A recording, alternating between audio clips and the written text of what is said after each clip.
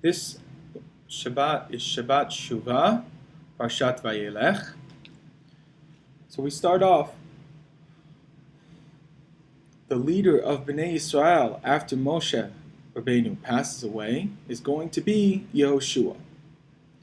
And Moshe tells Bnei Israel that their feeling towards the other nations should be as follows. Don't worry about them. Hashem is going to take care of them. And he's going to destroy them just like he took care of them, he tells Bnei Israel. Just like he took care of them when I was leading you, he's going to take care of them when Yehoshua is leading you. Don't worry. Realize that they'd been led by Moshe Rabbeinu since they left Mitzrayim. He was everything to them. So it'd be natural to be nervous that without him, how are they going to be able to survive? He tells them, it wasn't me, he tells them. It was HaKadosh Baruch Hu, it was Hashem. And he's going to do the same thing when Yehoshua takes over. Now, Moshe gives Yehoshua two things before he passes away. He gave him a bracha, and in the bracha he says, Chazak v'yametz. Be strong and great. And he tells Yehoshua also, be strong. Hold to your convictions. Do what you know is right. Hashem's with you. He also gave him smicha. He officially passed down his learning. He told him, you are officially in charge.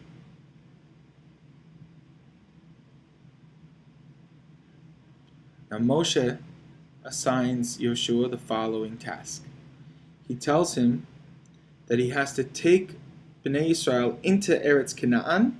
He needs to conquer it, and he needs to be the one to divide it. Meaning he needs to say, okay, this Shevet is getting this part, this Shevet is getting this part, this Shevet is getting that part. Break it up and assign it to the Shvatim.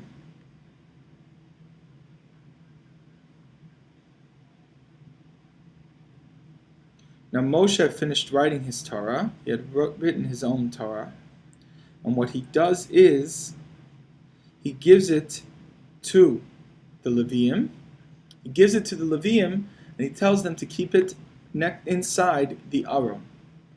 So the Sefer Torah that Moshe wrote is placed into the Aron HaKodesh.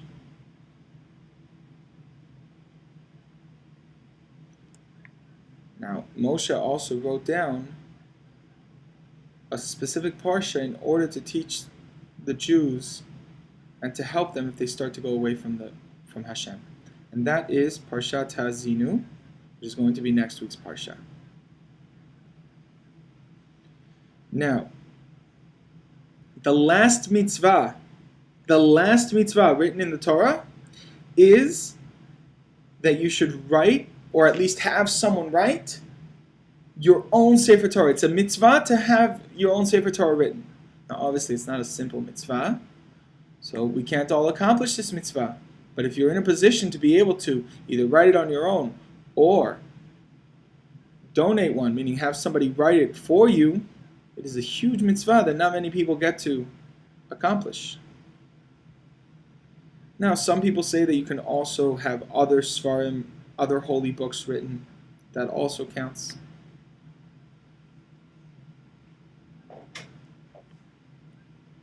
Now,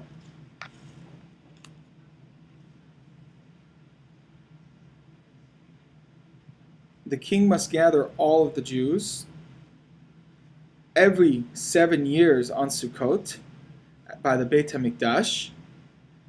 He had to gather all of the Jews. And this gathering was called Hakel.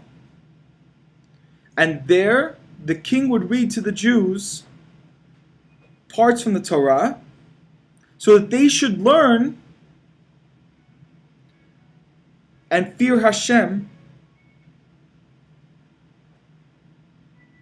and do what they're supposed to do.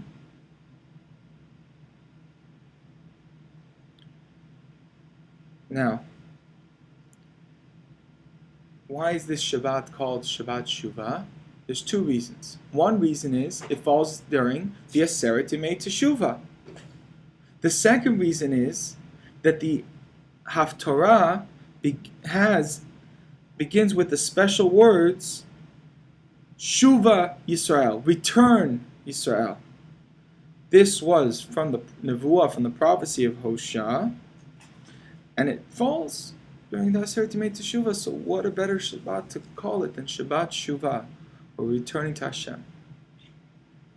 Now, it's an interesting thing. The Parsha says that even babies should be brought to hear the Torah reading by the king.